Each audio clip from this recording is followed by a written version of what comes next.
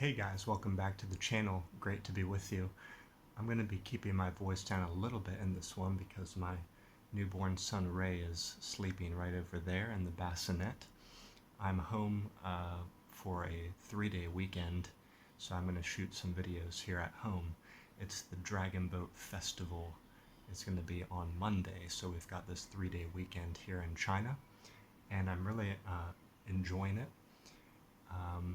And also, I've got a coffee here, and I was thinking, these Monday session videos with you guys could turn out to be a really great thing because for now, at least, every Monday I'm going to try to come on here and talk about the upcoming language game event we have coming on the next Saturday, but I also want to talk about how the game went on the last Saturday, talk about some of the players who came out, talk about their progress a little bit, what they're up to, some of the feedback they gave me, and also I thought I could add in some tidbits here and there about other things related to language learning, some of my thoughts about it beyond just the games. I was thinking, this every Monday to check in could be a great help to us in terms of our motivation and consistency.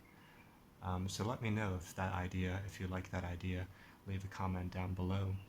This could be our regular check-in to each other, and you could let me know how your language learning is going.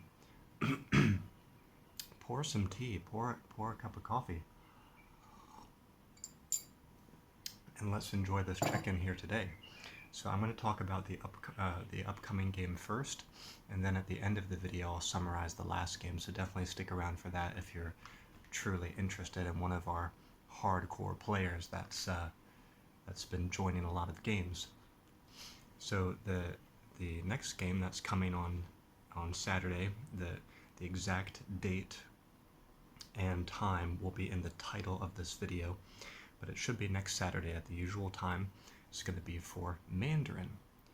Now, Mandarin happens to be my target language, and I live in China. I've lived in China since 2011. But how did I get started with Mandarin? How did this all begin? Well, I was interested in Asia and starting in high school, and also I deepened that interest in university. I was particularly interested in religion and philosophies like Zen and Taoism, but also Buddhism and Hinduism generally. But I never really thought about studying the language or even going abroad.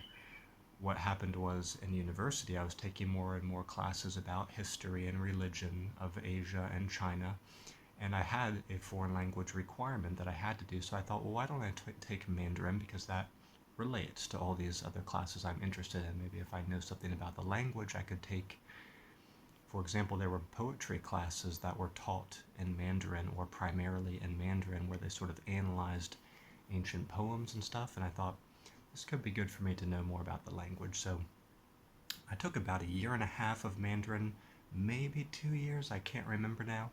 Had some great teachers from China, smaller classes. It went really well. I really enjoyed it.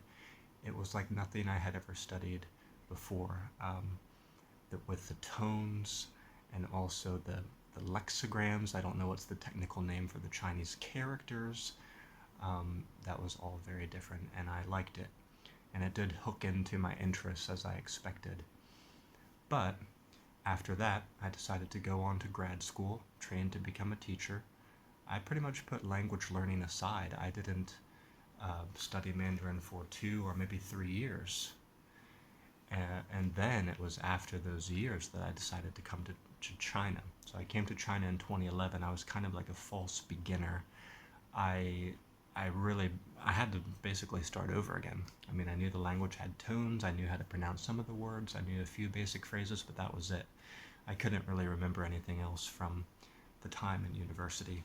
So I had to start again, but I started with a notebook in my pocket. I didn't have a smartphone at that time, and I used to write down the most crucial phrases I needed to survive in daily life, things that were literally coming up in my environment.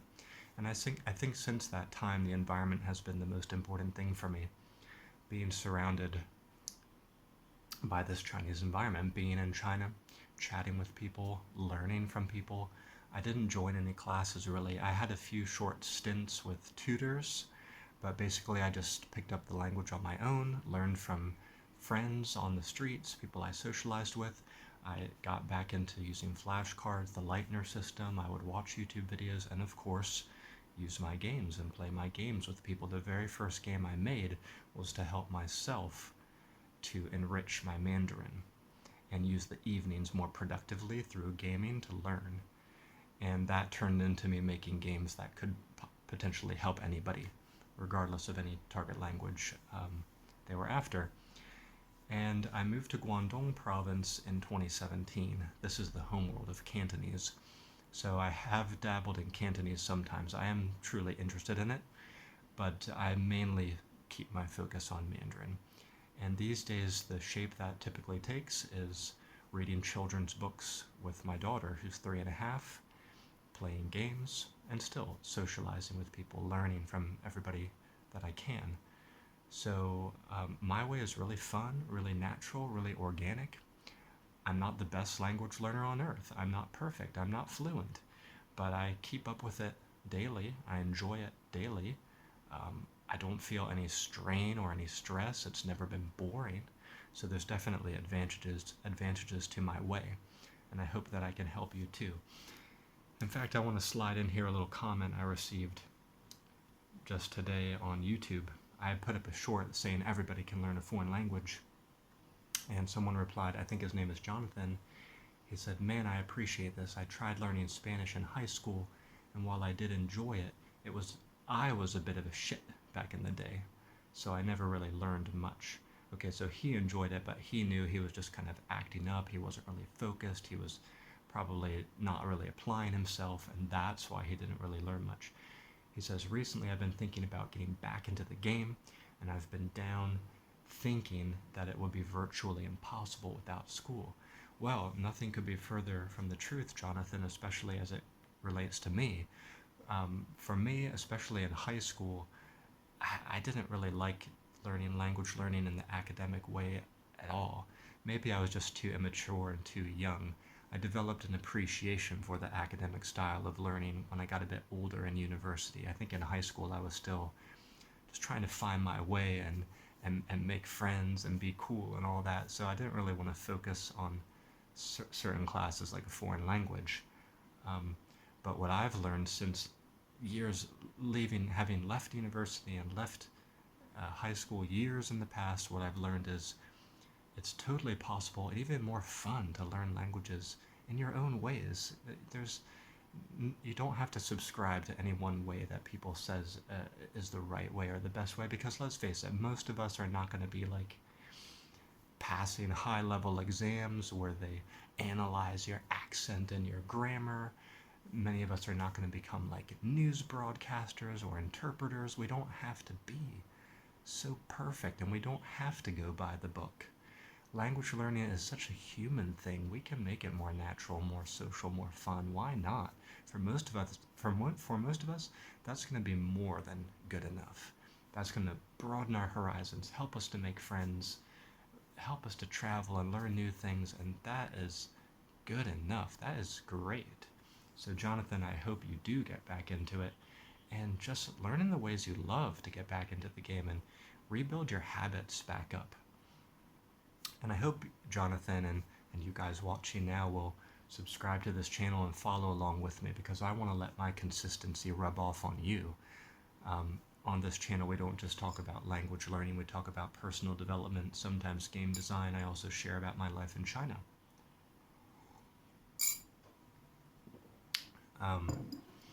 So, the next game coming up is Mandarin. That's my target language. I will likely be in the room, I will likely be hosting. And if some of the players happen to be, oftentimes the players in the Mandarin games, they're native speakers of Mandarin and they're trying to learn English. I know obviously I have a lot of Mandarin speaking friends. So sometimes these games turn into like a English-Mandarin exchange. So if you're interested in that, just let me know. You can see the schedule and sign up on the homepage of languagecardgames.com. Now for a quick summary of last week's game, and I do want to share a screenshot here on my laptop This is the screenshot from the Japanese game. Oops, whoops, I just hit the button and switched to another screenshot. Let me try to open it back up here. Okay, here it is. Let me make it a bit bigger. So last Saturday we had a Japanese game. Here it is. Trying to make sure there's no glare. In the room, we had Ian, Wendy, Sudanto, Alessandro, and Frank. And it looks like Alessandro came out on top with 11 points. Congratulations to you, man.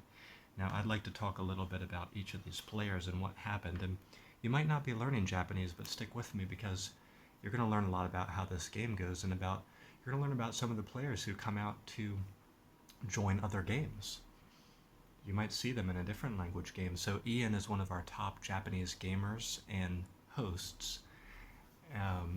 And he was hosting this game but also playing in it, and he had a great idea. He added some verb cards and some other sort of requirement cards for the game, so when you play along, you don't just get a topic that you have to speak about, you get a verb form that you have to try to incorporate into your speaking.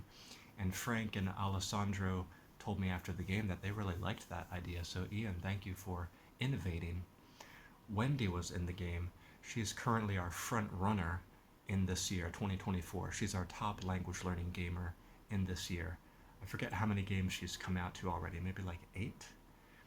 So congrats to you, Wendy, on all your progress and your consistency, and I love seeing all the different games that you join because I know you're learning Japanese, German, English, and you help us to learn Mandarin, so that is amazing. Frank is an OG. He was someone who's been interested in what we're doing for a long time. He actually helped me to translate a language, I think it was a Language Guardians game, into Spanish. But Frank, if I recall correctly, he lives on the island of Puerto Rico, and they often have a lot of power issues, so sometimes he has trouble to join, but he was able to join this game for the whole time, so that's awesome, Frank. Glad you could be a part of this. Alessandro is a native Italian speaker, and in the future he might help us if we want to create an Italian event. We're going to try to maybe plan that for July. And he had been trying to come out to join us for a long time, but he just always had a time conflict, so he couldn't make the Japanese events that we were setting. But this one he could make, and he came out, and he was richly rewarded with the win. So that's awesome, Alessandro. Thanks again for coming out. And the last player is Sudanto, who Sudanto had been traveling for a long time and he wasn't able to join. But before that, he was very consistent in helping us a lot.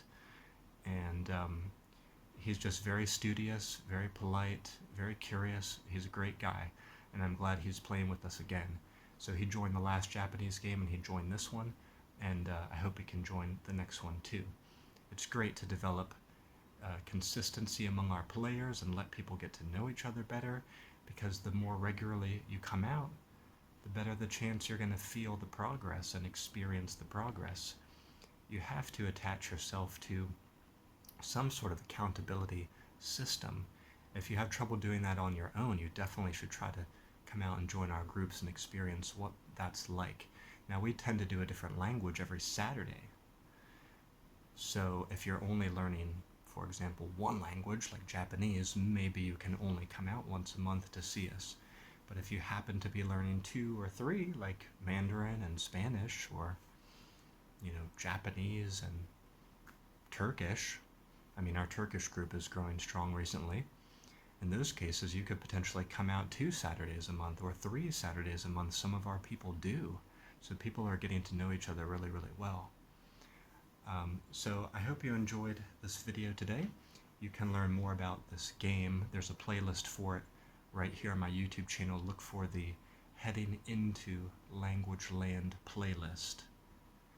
Don't hit the playlist about Heading Into Language Land 2, because that's about my game design and game development for the next edition.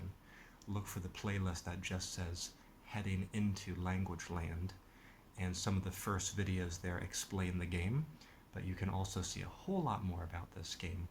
This game has printable versions, virtual versions, real deck versions, foil cards. We can design your own card through card commissions.